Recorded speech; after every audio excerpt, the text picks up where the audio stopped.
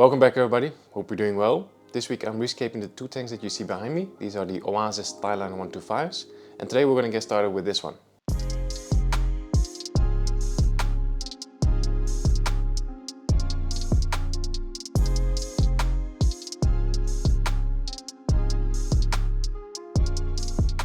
Now from a distance this tank actually looks pretty good, but as you get closer you will see a lot of black bush algae on the rocks. And also in between the moss there's a lot of cladophora algae. Now cladophora is a very stubborn type of algae, it's very difficult to get rid of it. Like normal algae chemical treatments, they just don't work against cladophora. So that's a bit of a bummer. I mean, this tank hasn't been set up for that long, I think it's been like 4 months or so. So yeah, it's quite soon to rescape it. Of course I could like try really hard to get rid of the algae and like clean it and just do a lot of maintenance sessions, but you know, I just love setting up new tanks. You guys love to watch build videos. I have a really cool idea for a new layout, so yeah, I think it's just the best decision to just start over, start from scratch. So I'll start by draining most of the water, then I'll catch all the fish and the shrimp, and then remove all the hardscape, remove all the plants. And I'm thinking to keep most of the substrate in, because of course the substrate is full of beneficial bacteria, and just kind of cap it with a fresh layer of, just a new layer of aquasoil. But that way we can kind of, just cycle the tank faster, and hopefully we will have less startup algae issues. Okay, enough talking, we have a lot of work to do, so let's get started.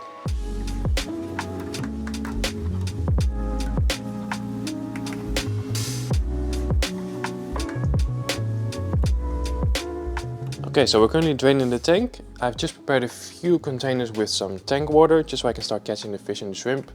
Some of them will go back in the new layout, some will go to different tanks, so this way I can kind of separate them. And of course, as always, make sure you have enough towels on hand.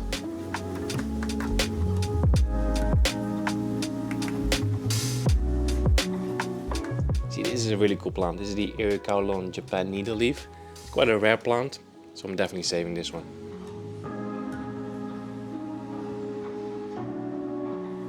Okay, so the tank is currently a bit of a mess. I've removed basically all of the plants and also all of the rocks, but the fish are still in there. So I'm sure some people are thinking like, Mark, why would you do that? Like, that's cruel. But you guys saw how densely planted the tank was and how many obstacles were in there with all the rocks. So I prefer to first remove all the obstacles, and then right now I'm actually filling the tank back up again with fresh water. Then I'm going to drain it again, and I'm going to drain it super low until there's like maybe 2 or 3 centimeters of water.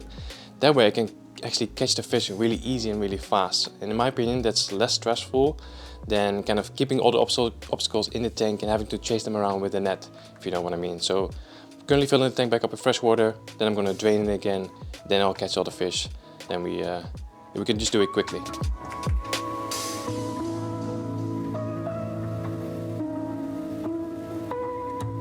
Okay, about 10 to 15 minutes later, I think I caught everything. So that was pretty fast, right?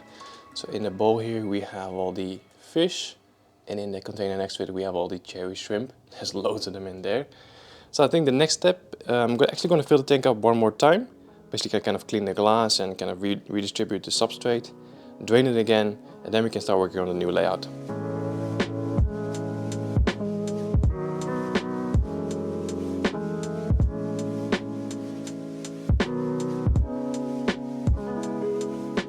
Okay, tank is clean and we're all ready to get started on our new layout. Before we do that, let's quickly go over the setup.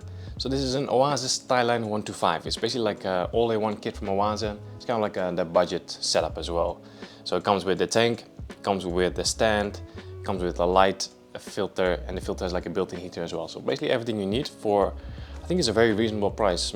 I think here in the Netherlands it's like 400 or 500 euros for the whole kit. I think that's not too bad. Now I have upgraded the light myself. I'm now using the Blade Freshwater from Aqua Illumination. So it's a little bit more powerful. The standard light for this tank comes with 2 LED tubes, so you also have 2 sockets. So now we just have 1 socket and a little bit more power as well. Now as the name suggests, this tank holds roughly 125 liters. It's probably a little bit less. It's measuring 70 centimeters from left to right. Then the water height is about 40 centimeters. But the front viewing panel is only 35 centimeters, and then front to back it's also 35 centimeters. So it's not a very deep tank, which makes it a little bit more difficult to escape, but I think we can pull it off. So my idea for this new layout is, well, basically I wanted to do 2 things. First of all, I wanted to set up a tank with mostly Echinodorus, something I haven't done in a very long time. I rarely ever use Echinodorus, but yeah, they're absolutely beautiful, probably the most popular aquarium plant, I guess. or one of the most popular aquarium plants. And I also wanted to kind of have apistogrammas again. It's been a while since I had an apistogramma. I'm a big fan of dwarf cichlids, so I guess this tank is going to have a South American theme to it. So to get started, we first need to work on our substrate system, because most of you will know that Echinodorus plants are very heavy root feeders. So we need to make sure that we have a lot of nutrients in the substrate. Now we still have quite a lot of substrate in here, but when I used this for the first layout, it was already old, like it was already used before. So there's definitely not a whole lot of nutrients going on here. So first thing I want to add is a little bit of root tabs. So over here I have a box of root tabs from APT. I've never used these before, but they look quite interesting because they also contain ammonium sulfate. So ammonia, I guess. So which means that if we add these to the substrate, it kind of acts like you're using a new Aquasoil again.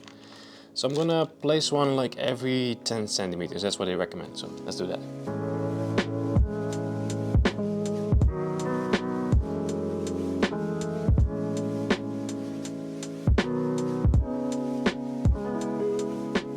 Here we go, root tabs are in. I think I used about 18 of them.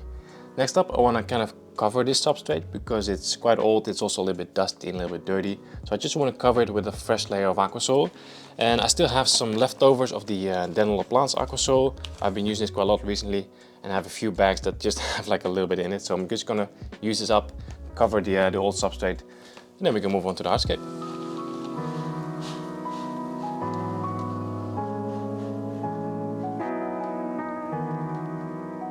Okay, substrate layer is done. It's looking good. Hopefully that's going to provide enough nutrients for the plants. So we can now move on to the hardscape. Now we're going to be using a lot of Echinodorus, and Echinodorus are big plants, so we can't really go crazy with the hardscape. We have to keep it quite simple. So I just got a few pieces of really nice river wood. I've used this once before, and I think this doesn't release any tannins. It also doesn't grow any mold. Maybe release a little bit of tannins, but overall it's just very easy to work with. So I think I have 4 pieces of this. And then I have some really nice rocks as well. Now these rocks might look familiar to some people. These are called elderly stone. I've used these quite a lot before. Really like them. There's just a lot of detail to them, and they kind of look ancient, you know. So yeah, elderly stone and riverwood. I think it's going to be a nice combination.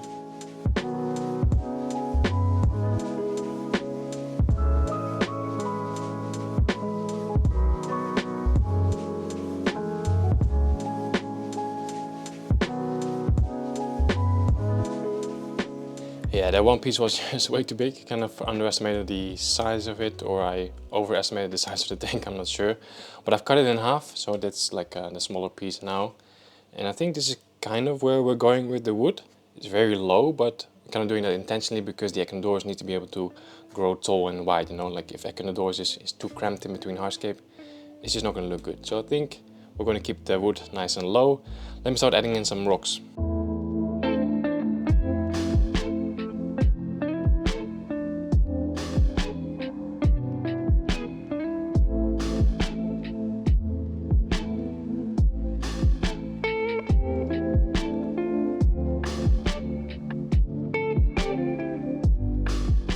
There's the rocks in as well. I've kind of placed them in almost like a half circle. So on the edges they're a little bit further away, and here in front they're a little bit closer to the glass. Still the hardscape looks absolutely terrible, but I think once all the plants are in, it's gonna make sense.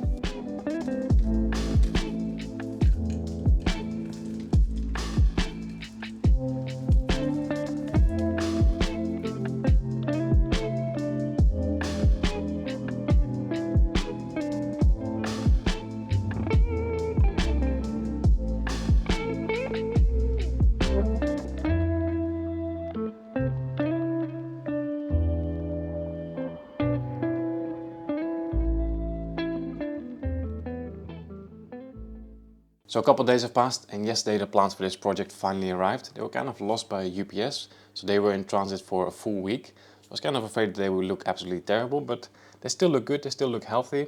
So we can now take them out, prepare them, and finish this layout. So there's quite a lot of pots in here, and of course they're not all for this layout. I'm doing another project as well. But of course, as always, we have beautiful plants provided by Denella Plants. They've been supporting the channel for a long time, so shout out to them. We have some really beautiful types of Echinodorus. Yeah, let's take them out and start cleaning them up.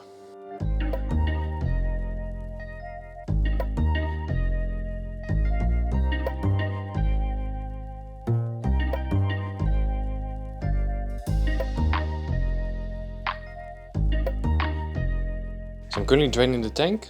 All the plants are prepared. Everything that you see here is all Echinodorus. Well, there's a few Helanthium species, or like sort of Echinodorus.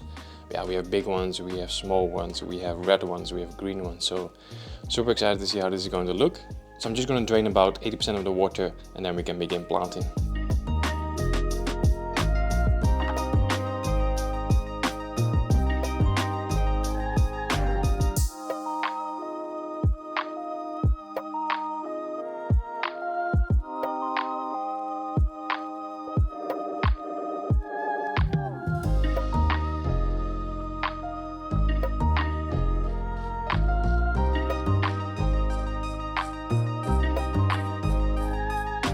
So all the different types of Echinodorus are now in. Love how this looks already. Can't wait to see them all grow taller, you know.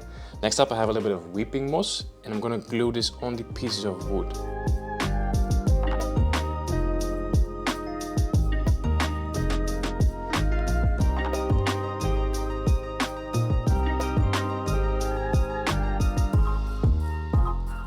So the Echinodorus are in, the moss is in. As a final step, I want to add in some plants that I saved from the previous layout. They're mostly like tall grasses. This one, for example. This is the Eleocharis Japan needleleaf. I have some Vallisneria here as well. And I have this one, the lily. This is the Hydrocles nymphoides, like a South American water lily. Really love that plant. So I think it's best to just fill the tank back up with water and then we can plant these grasses.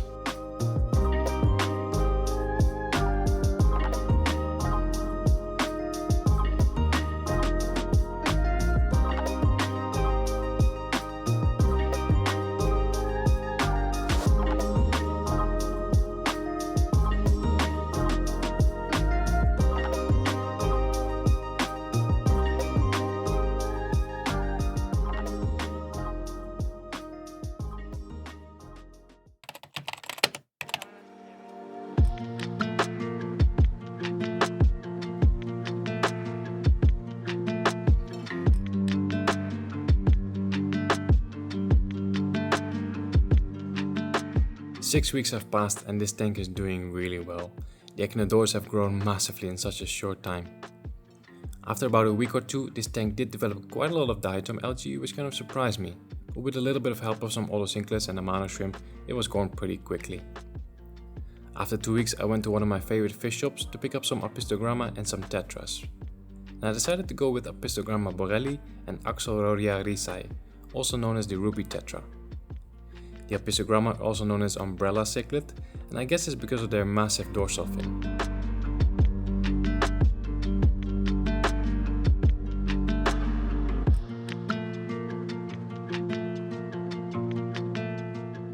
Now guys, if you're looking for an easy to keep dwarf cichlid, I can't recommend these fish enough. They are so much fun to watch and the colors are amazing as well. I picked up 2 males and 3 females, and after 2 weeks, all 3 of the females had laid eggs already. At the moment we have a few babies as well, but they are incredibly difficult to capture on camera.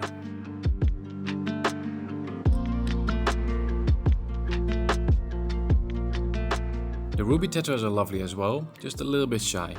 They mostly hang around in the center between the leaves of the large Echinodorus, and because of that there isn't a whole lot of movement going on in the tank. So I decided to look for one last addition, and I wanted something that would occupy the upper levels. So of course I immediately thought of hatchetfish, but unfortunately I couldn't find them. So I went for these guys. I'm not going to pronounce their scientific name, but I believe their common name is penguin tetra. And here in the Netherlands we actually call them hockey stick. I guess you can understand why.